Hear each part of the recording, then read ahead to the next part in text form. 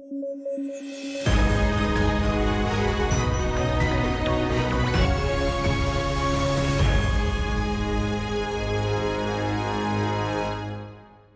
News at 9 programme में आपका स्वागत है। मैं हूं अमृत उपाध्याय। आइए जल्दी से देखें आज की हेडलाइंस। एससीओ के सम्मेलन में हिस्सा लेने पहुंचे भारत के सीजेआई। कजाकिस्तान में होना है 2024 का सम्मेलन। भारत के पास थी 2023 की अध्यक्षता। भारत करेगा श्रीलंका से ग्रेफाइट की माइनिंग को लेकर वार्ता। क्रिटिकल मिनरल में शामिल है ग्रेफाइट। चीन सबसे बड़ा उत्पादक देश। और रेमल साइक्लोन को लेकर चेतावनी जारी। पश्चिम बंगाल और बांग्लादेश के तट से टकराएगा रेमल। ओमान ने दिया है नाम।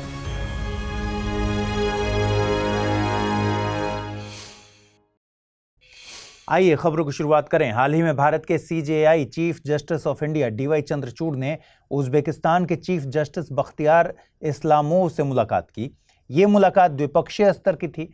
दरअसल सीजेआई डीवाई चंद्रचूड़ उज्बेकिस्तान की राजधानी ताशकंद में एससीओ के सदस्य देशों के सीजेआई के सम्मेलन में हिस्सा लेने गए हुए हैं। एससीओ इन दिनों लगातार चर्चा में है। कुछ समय पहले एससीओ के काउंसिल ऑफ फॉरेन मिनिस्ट्रीज की बैठक कजाकिस्तान में आयोजित हुई थी। इसमें भी भारत की तरफ से सीनियर डिप्लोमेट शामिल हुए थे। इसके अलावा 2023 में एससीओ की अध्यक्षता भारत के पास थी।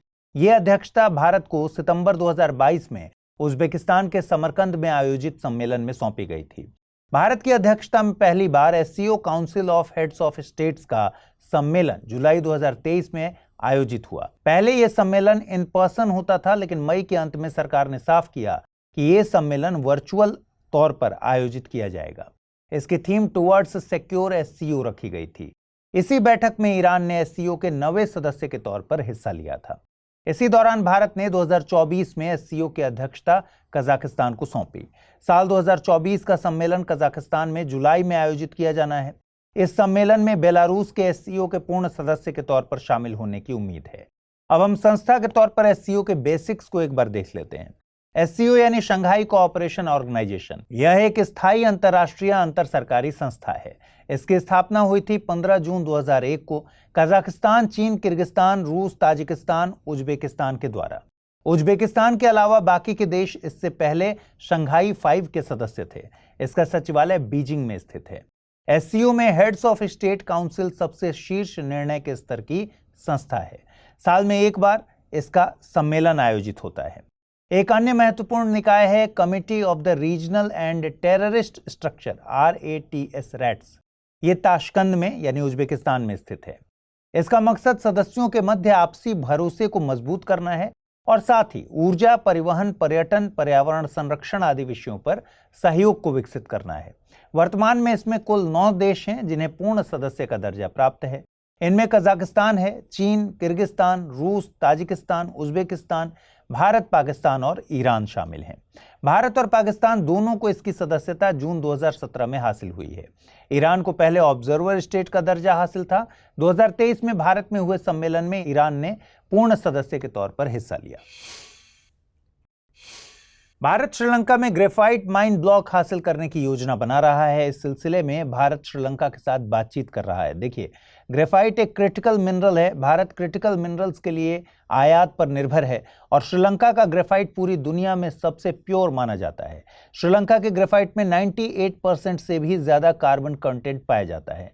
क्रिटिकल मिनरल्स के लिए भारत ने कई देशों के साथ एग्रीमेंट भी किए हैं, जैसे कि कोबाल्ट और कॉपर के लिए डेमोक्रेटिक रिपब्लिक ऑफ कांगो के साथ, तो नायोबियम और ग्रेफाइट के लिए तंजानिया के साथ समझौता किया गया है। इसके अलावा दक्षिण अफ्रीका से टाइटेनियम और ग्रेफाइट के लिए समझौता है। बता दें कि ग्रेफाइट कार्बन का एक क्रिस्टल रूप है और यह मानक परिस्थितियों में कार्बन के सबसे स्थिर रूपों में से एक है। इसकी एक विशिष्ट परमाणु संरचना होती है जिसमें कार्बन परमाणु हेक्सागोनल नेटवर्क में व्यवस्थित होते हैं। ग्रेफाइट कार्बन पर उच्च ताप और दाब के पड़ने से बनता है। यह आमतौर पर रूपांतरित और आग्नेय चट्टानों में पाया जाता है। क्रिटिकल मिनरल लगातार खबरों में रहे हैं। हम समझते हैं कि क्रिटिकल मिनरल से आखिर मतलब क्या है।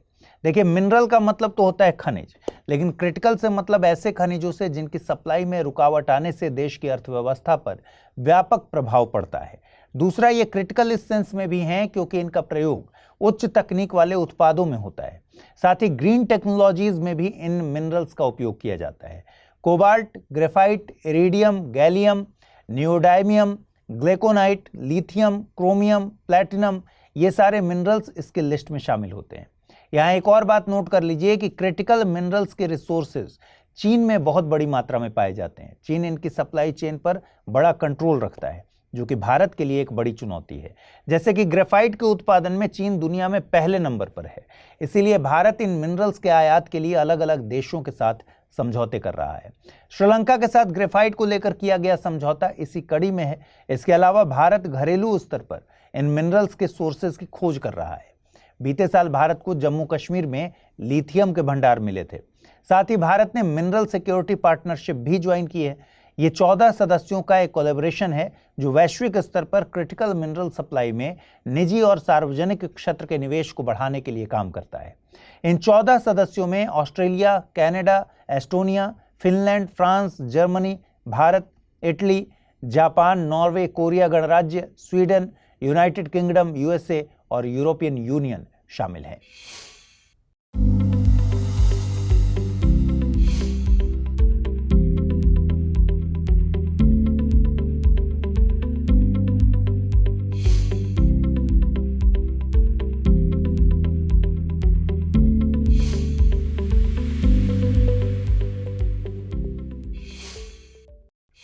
एनजीटी यानी नेशनल ग्रीन ट्रिब्यूनल ने Chennai petroleum corporation limited CPCL पर 5 करोड़ रुपए का फाइन लगाया है। यह फाइन क्यों लगाया गया है? यह फाइन मार्च 2023 में चेन्नई के नागपट्टिनम में हुई ऑयल स्पिलिंग के चलते लगाया गया। सीपीसीएल पर यह फाइन नो फॉल्ट लायबिलिटी के तहत लगाया गया है। नो फॉल्ट लायबिलिटी से क्या मतलब है? नो फॉल्ट लायबिलिटी से मतलब है कि यह ऑयल स्पिल किसी नेग्लिजेंस या गलती की वजह से नहीं, बल्कि बाह्य कारकों के चलते हुई थी। ऑयल स्पिल प्रदूषण का ही एक रूप है। जब तरल पेट्रोलियम हाइड्रोकार्बन पर्यावरण में फैल जाते हैं, खासतौर पर मरीन एरियाज में, तो इसे ऑयल स्पिल कहते हैं।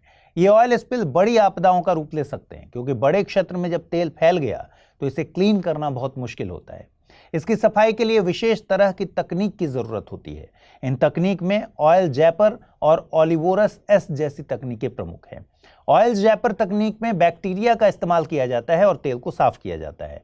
ओलिवोरस एस में भी तेल को हटाने के लिए बैक्टीरिया का इस्तेमाल करते हैं, लेकिन यह ज्यादा प्रभावी तरीका है। इसमें हाई सल्फर कंटेंट मौजूद होता है। यह तकनीक भारत के नई दिल्ली में स्थित the energy and resources institute यानी टेरी के द्वारा तैयार की गई है। एनजीटी भारत में पर्यावरणीय संस्था के तौर पर इंपॉर्टेंट है। इसका गठन 18 अक्टूबर 2010 को हुआ था नेशनल ग्रीन ट्रिब्यूनल 2010 के एक्ट के तहत, जिससे पर्यावरण की सुरक्षा और वनों के संरक्षण से संबंधित मामलों का निपटारा तेजी से किया जा सके। NGT code of civil procedure 1908 यानी सीपीसी 1908 के प्रावधानों के तहत बाउंड नहीं है, बल्कि प्राकृतिक न्याय के प्रावधानों से निर्देश प्राप्त करता है। ट्रिब्यूनल में दायर की गई याचिकाओं का निपटान 6 महीने के भीतर सुनिश्चित किए जाने का प्रावधान है। एनजीटी की प्रिंसिपल बेंच है नई दिल्ली में, जबकि भोपाल, पुणे, चेन्नई और कोलकाता में भी इसकी शाखाएं हैं। इसके अलावा एनजीटी को सिविल कोर्ट की शक्तियां हासिल हैं। एनजीटी में याचिका दायर करने के लिए वकील को हायर करने की जरूरत नहीं होती। पीड़ित पक्ष जरूरी फॉर्मेट में आवेदन जमा करके व्यक्तिगत तौर पर ट्रिब्यूनल में अप्रोच कर सकता है। एनजीटी को अपने स्वयं के निर्णयों को रिव्यू करने की शक्ति है। इसके फेल होने की स्थिति में एनजीटी के निर्णयों को सुप्रीम कोर्ट में 90 दिनों के भीतर चुनौती दी जा सकती है। और एनजीटी एक अर्ध न्यायिक निकाय है, यह भी याद रखना है।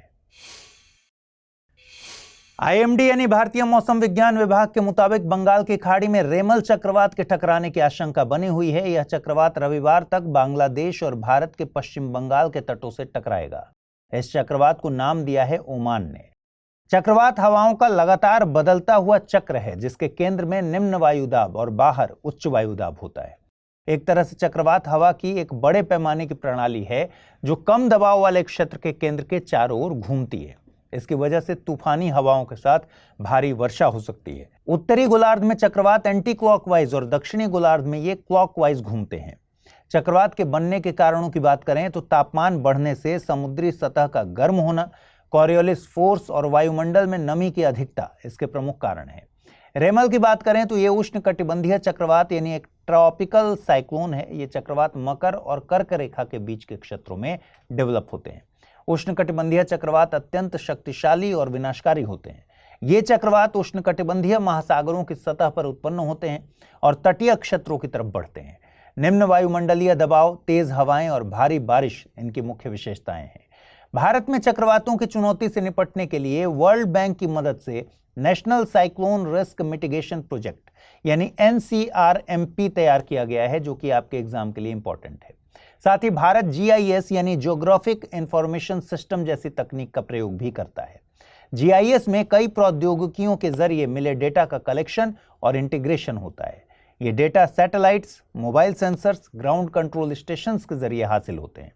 इस डेटा के जरिए रियल टाइम मैप बनाया जाता है, जिससे पता चल जाता है कि कब, कहां और किस हद तक खतरा उभरने की संभावना है। इन सूचनाओं के जरिए सरकारों और संस्थाओं को निर्णय लेने में मदद मिलती है। 2019 में आए फेनी साइक्लोन से निपटने में इस तकनीक ने अहम भूमिका निभाई थी। इसके अलावा मैंग्रोव प्लांटेशन चक्रवातों के लिए प्राकृतिक बैरियर के तौर पर काम करते हैं और अर्ली वार्निंग सिस्टम भी चक्रवातों से निपटने में अहम भूमिका निभाता है। जैसे अभी रेमल के लिए IMD ने वार्निंग जारी कर दी है। इससे मछुआरे और आम लोग पहले से सतर्क हैं और प्रशासन भी पहले से तैयार है। चलिए अब जल्दी से देखते हैं टर्म ऑफ द डे में क्या है खास, और आज जरूर बताइएगा कमेंट बॉक्स में term of the day initiative आपको कैसा लगा। आज हम बात करेंगे सतमान और कृष्णाला की। सतमान और कृष्णाला उत्तर वैदिक काल या फिर लेटर वैदिक पीरियड में प्रचलित सिक्कों के नाम हैं। सतमान सोने का तो कृष्णाला चांदी से बने सिक्कों को कहा जाता था। इनका प्रयोग भी आज की तरह ही लेन देन के लिए किया जाता था। एक बार UPSC ने अपने एग्जाम में पूछा था फणम नाम के सिक्के पर सवाल। फणम मध्यकाल में प्रचलित सिक्के को कहा जाता था। आप बताइए ऋग्वैदिक काल में प्रचलित सिक्के का नाम क्या था। आइए अब जल्दी से देखें आज के रैपिड न्यूज में क्या है खास। DD किसान अपनी 9वीं वर्षगांठ के दिन यानी 26 मई को 2 AI एंकर AI कृष और AI भूमि को लॉन्च करने की तैयारी कर रहा है। ऐसा करने के बाद AI एंकर आधारित यह देश का पहला सरकारी टीवी चैनल बन जाएगा। हूबहू इंसान की तरह दिखने वाले ये न्यूज एंकर असल में एक कंप्यूटर हैं जो इंसानों की तरह ही काम कर सकते हैं। इनकी सबसे बड़ी खासियत है कि ये देश विदेश की 50 भाषाओं में बात कर सकते हैं। ये बिना रुके और फिर बिना थके 24 घंटे और 365 दिन न्यूज पढ़ सकते हैं। DD किसान भारत सरकार द्वारा किसानों को समर्पित देश का एकमात्र टीवी चैनल है। इसकी स्थापना 26 मई 2015 को की गई थी। इसका मकसद मौसम तथा वैश्विक बाजारों आदि में होने वाले बदलावों से किसानों को अवगत कराना था, ताकि किसान समय रहते जरूरी योजना बना सकें। आज यह चैनल कृषि की त्रिआयामी अवधारणा, जिसमें संतुलित खेती, पशुपालन और वृक्षारोपण शामिल हैं, मजबूती प्रदान कर रहा है। महाराष्ट्र के ठाणे में एक रासायनिक फैक्ट्री में भयंकर विस्फोट होने से करीब 10 लोगों की मौत हो गई। इस फैक्ट्री में खाद्य रंग बनाए जाते थे, जिसमें पेरोक्साइड का इस्तेमाल किया जाता था। पेरोक्साइड बेहद अस्थिर यौगिक हैं। ऑक्सीजन के साथ किसी तत्व की सीधी प्रतिक्रिया से इसका निर्माण हो सकता है।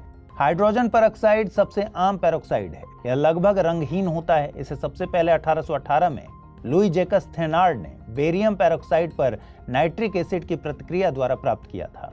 हमारे शरीर के अंदर हाइड्रोजन पेरोक्साइड जैव रासायनिक प्रक्रिया के दौरान बनता है। इसे पेरोक्सिसोम्स कहते हैं। हालांकि यह हमारी कोशिकाओं, खासकर DNA के लिए घातक है, पर यह शरीर के अंदर बैक्टीरिया और रोगजनकों को मारने और फैटी एसिड और पॉलीमाइन के संश्लेषण के लिए उपयोगी है। पौधे रोगाणुओं के खिलाफ सुरक्षा के लिए भी इसका इस्तेमाल करते हैं।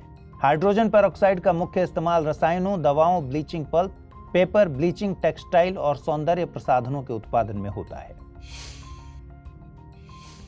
रूसी राष्ट्रपति व्लादिमीर पुतिन ने रूस के अंदर अमेरिकी संपत्तियों को जब्त करने की अनुमति देने वाले एक आदेश पर दस्तखत किए हैं। इस जब्ती से ऐसे रूसी नुकसान का मुआवजा वसूला जाएगा जो अमेरिका और पश्चिमी प्रतिबंधों के चलते हुआ है।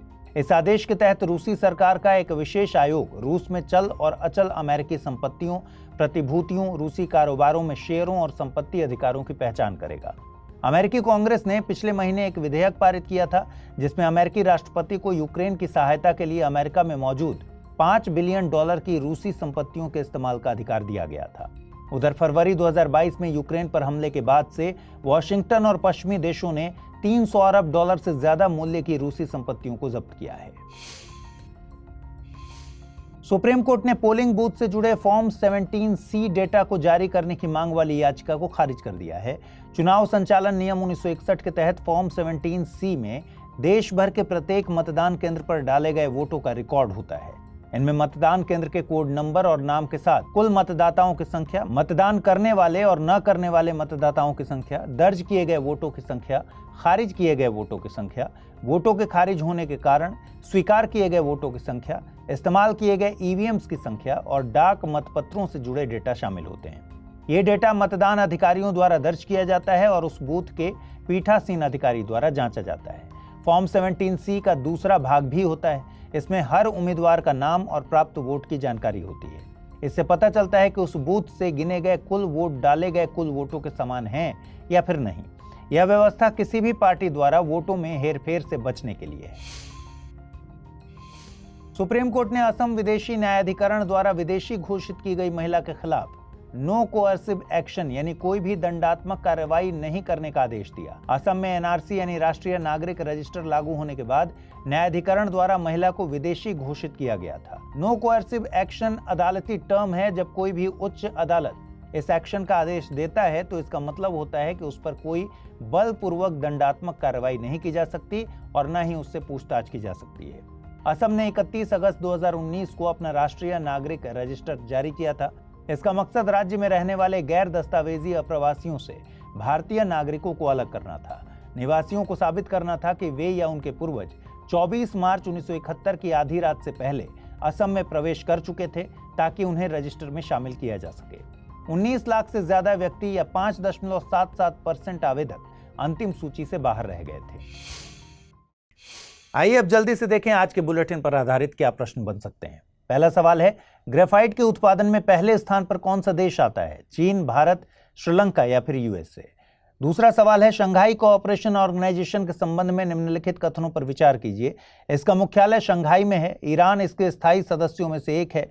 उपर्युक्त में से सही कथन या कथनों का चुनाव कीजिए। केवल एक, केवल दो, एक और दो दोनों, न तो एक नहीं दो। आइए देखें पिछले बुलेटिन में मैंने आपसे क्या सवाल पूछे थे, उनके सही जवाब क्या हैं। पहला प्रश्न था, टुवर्ड्स 1000 रणनीति निम्नलिखित में से किस संस्था से संबंध रखती है? विश्व बैंक, अंतर्राष्ट्रीय मुद्रा कोष, अंतर्राष्ट्रीय सौर गठबंधन या फिर एशियन डेवलपमेंट बैंक? सही जवाब है विकल्प सी, अंतर्राष्ट्रीय सौर गठबंधन। अगला प्रश्न मैंने पूछा था, अरब लीग में निम्नलिखित में से कौन सा देश शामिल नहीं है? सऊदी अरब, सीरिया, माल्टा या फिर इजिप्ट? सही जवाब है विकल्प सी, माल्टा।